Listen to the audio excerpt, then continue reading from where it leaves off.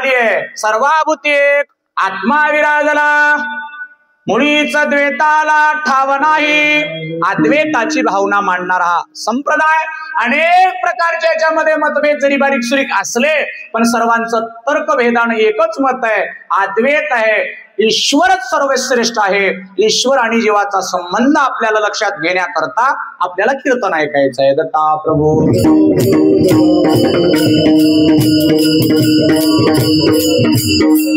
मी एवढं लगेचच सुरुवातीला एवढं बारीकशा गोष्टीमध्ये का उतरलो त्याला कारण आहे. पब्लिक जरी कमी असली तरी रेकॉर्ड व्हायलंय आणि कधी पाहता येते म्हणून बोलतोय. सज्जन आहो, माई बापा हो, जीवनामध्ये जगत असताना निराधार जगणं होत नाही. आता माझ्या संग असं संवादात्मक कीर्तन करू आपण, बोलत चला. यातलं कोणी ऐका, असं कोणी हात वर करा की ज्याला कोणाचाच आधार नाही, किंवा महाराज मी कोणाच्याच आधाराशिवाय जगतोय असं कोणी हात वर करू सांगा. प्रपंचात असेल, परमार्थात असेल, असं आहे का कोणी? तुमच्यापैकी माता, तुमच्यापैकी पुरुष मंडळी निराधार नाही. प्रपंच म्हटलं की आधार पाहिजेच. तसंच परमार्थात आहे. परमार्थ सुद्धा निराधार चालत नाही, आधाराशिवाय होत नाही. आधार लागतो, संबंध लागतो. बापूजी पाटलांनी पहिल्याच अभंगात सांगितले, जीवानंदाचा आनंद जीवाचा, संबंध मुळीचा विरळा जाणे. संबंध सांगत असताना आधार सांगायचा आहे. मग या जीवाला आधार कोणाचा आहे? त्या आनंदाचा आहे. आनंद कोण आहे कळावा. आता अनेक संप्रदायांनी या आनंदाचं वेगळ्या दृष्टीने नामकरण करून त्याचं पूजन अर्चन करतात. देव बदलला असं काही नाही बरं. कोणी त्याला काही म्हणत असेल, कोणी त्याला काही म्हणत असेल, वेगळ्या वेगळ्या नावाने हाक मारतात. अनंत रूपे अनंत वेशे देखिला म्या त्यासी, देव रूप ना बाळले तैसी.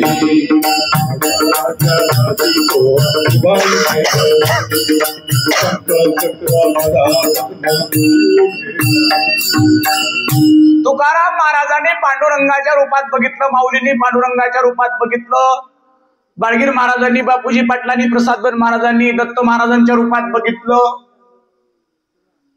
भगवंताचं व्यापक स्वरूप ह्याला भंग नाही. आपण आपल्या पद्धतीनं आपलं मोठेपण मांडण्याकरता आपण काय करतो? माझा देव मोठा. खरं गोष्ट कसं झालं? देव देव तो कोणा म्हणावा, वर्म कळे ना गुरु किल्ली. खरा देव तो राहिला बाजूला, पोत्या वाचून वाट चुकली. अशी अवस्था आहे महाराज. ह्या पोतीचं खरं धरून हे देव मोठा म्हणा का, ही पोती ऐकून ह्या पोतीच्या नादी लागाव का, दोन्हीलाही सोडून तिसऱ्याच्या लागाव का, तिसरी सोडून चौथीला राव कराव काय? सर्वसाधारण जीवाला फार अडचण आहे महाराज. एक जुन्या काळातली घटना आहे. आपुला तो एक देव करुणी घ्यावा, आपुला तो एक देव करुणी घ्यावा, आपुला तो एक देव करुणी घ्यावा, आपुला तो एक देव करुणी घ्यावा, आपुला तो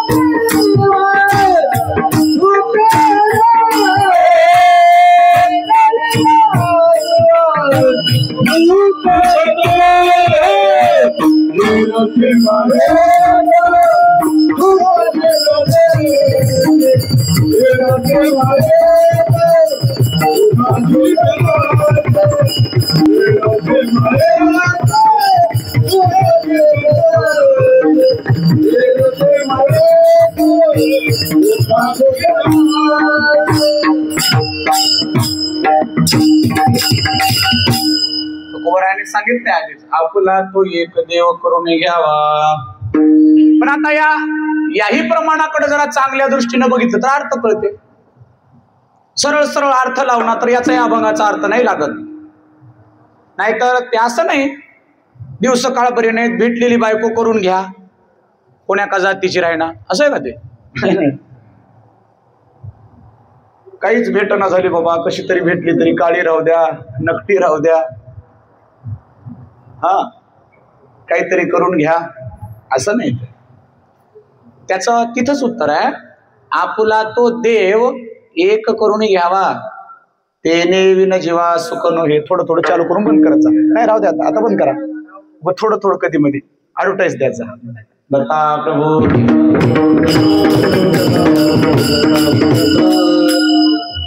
काय सांगतो तुम्ही? प्रमाण आहे एक देव करा की जो एक आहे, वास्तविक एकच आहे, फक्त त्याचं एकत्व जाणून भजन करा, त्यात दुजाभाव पाहायचा नाही. मी एक तुम्हाला जुन्या काळची घटना सांगणार होतो. माणसाने ऐकावं कोणाचं हे जरा याच्याकरता द्वंद्व अवस्थेत सर्व जीव आहेत. पूर्वीच्या काळात एक जावाई होता महाराज.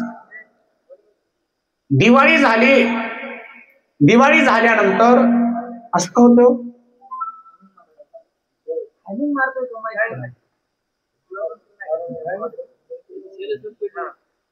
मग मला माईक द्या, डायरेक्ट वायरच माईक द्या.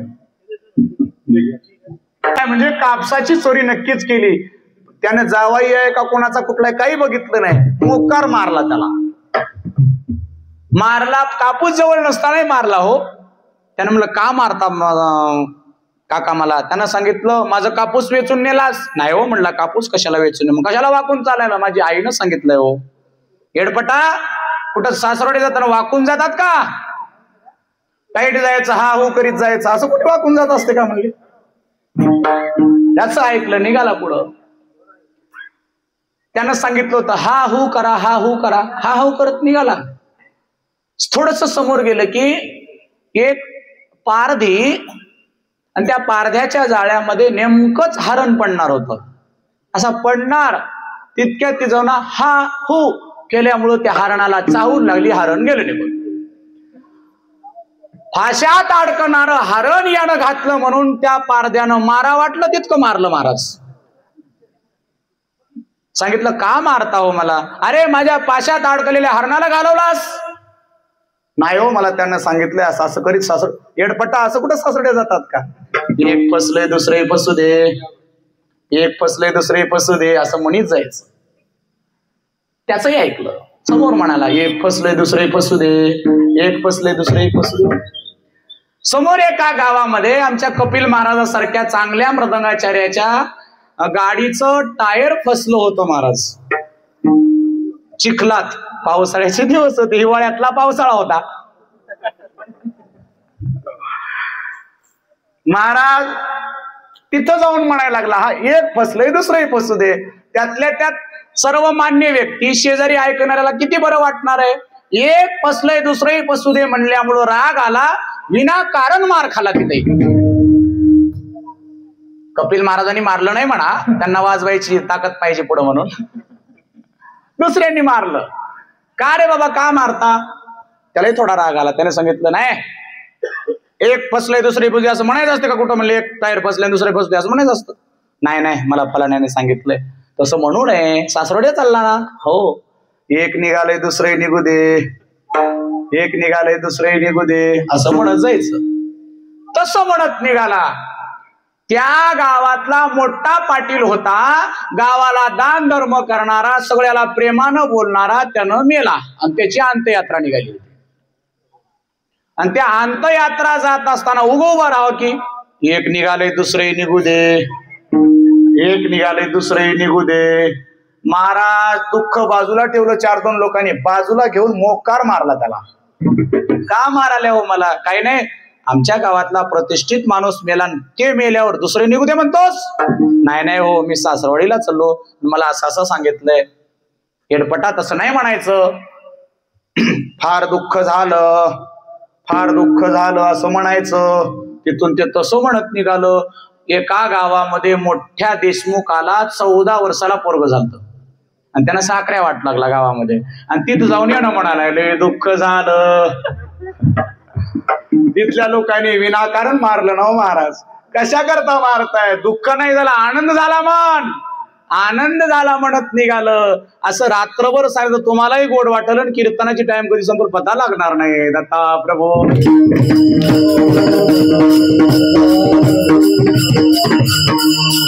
दृष्टांत जाऊ द्या चुलीत तिकडं, त्याचा मतितार्थ काय बघा.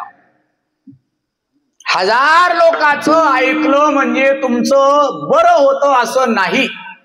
त्याकरता एक तुम्हाला सुभाषित सांगतो, फार महत्वाचं आहे बरं का.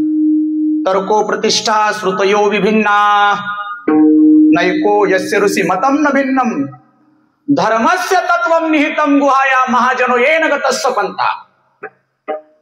याच्यामध्ये याचा विस्तार खूप सुंदर केलाय आचार्यांनी. त्यातला मला फक्त एकच तुकडा सांगायचा आहे.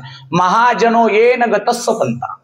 तर्को प्रतिष्ठा श्रुतयो विभिन्ना म्हणजे श्रुती वेद पुराण अनेक प्रकारचे मत स्वतःचं मतमंडन करतात.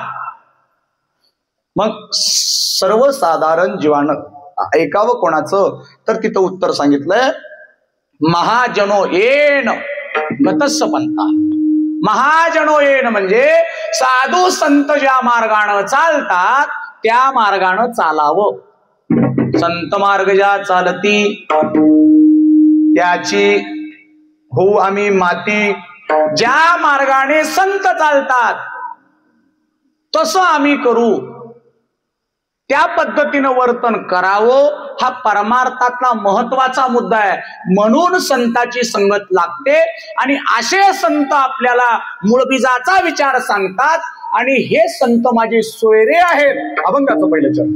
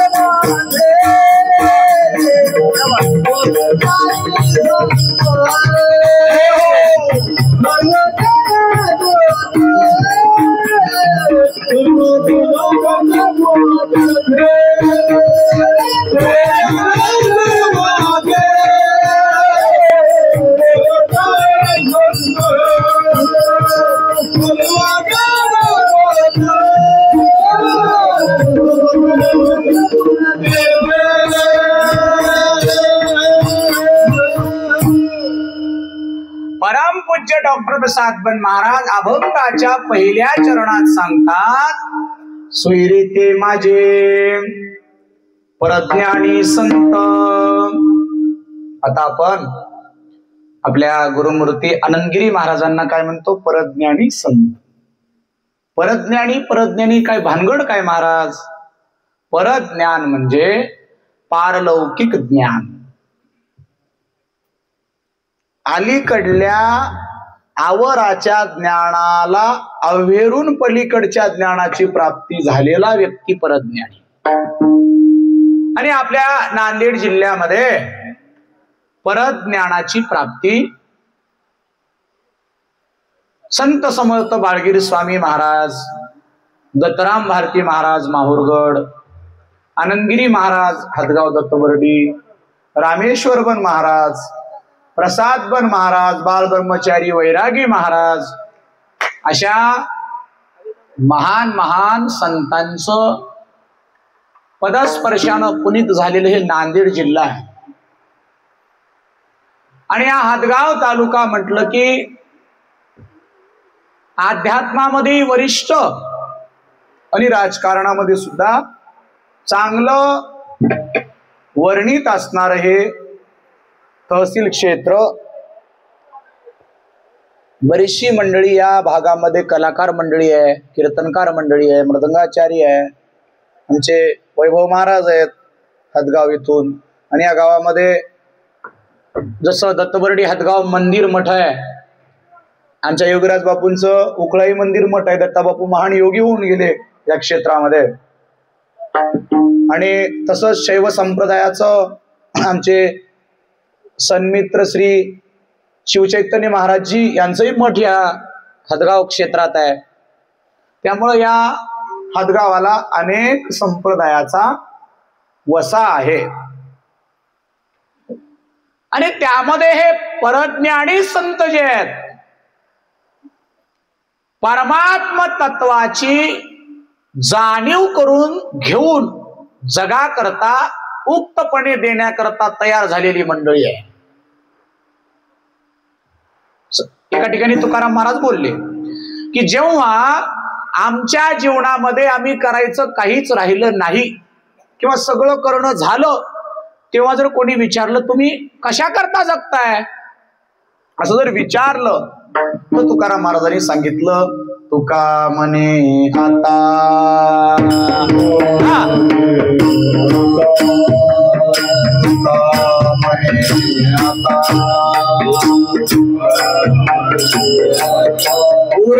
उपकारा पुरता उपकारा पुरता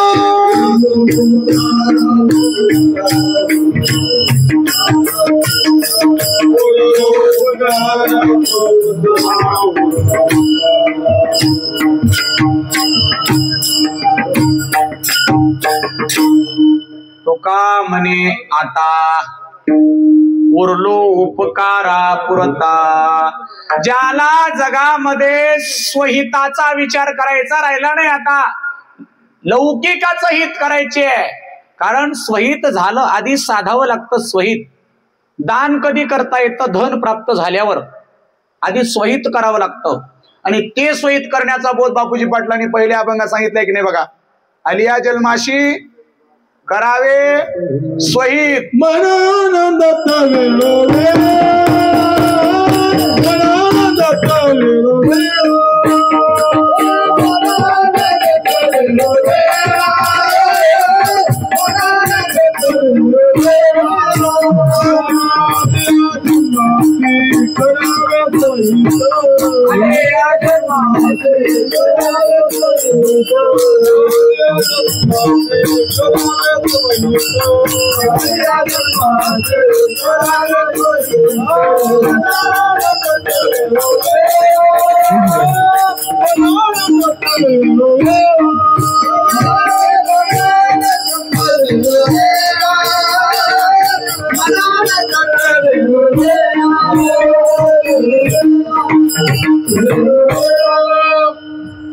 वेळोवेळा भगवंताच्या नामाचं चिंतन करणं हे स्वहिताच्या दृष्टीनं आहे, असा अर्थ महाराजांनी केला.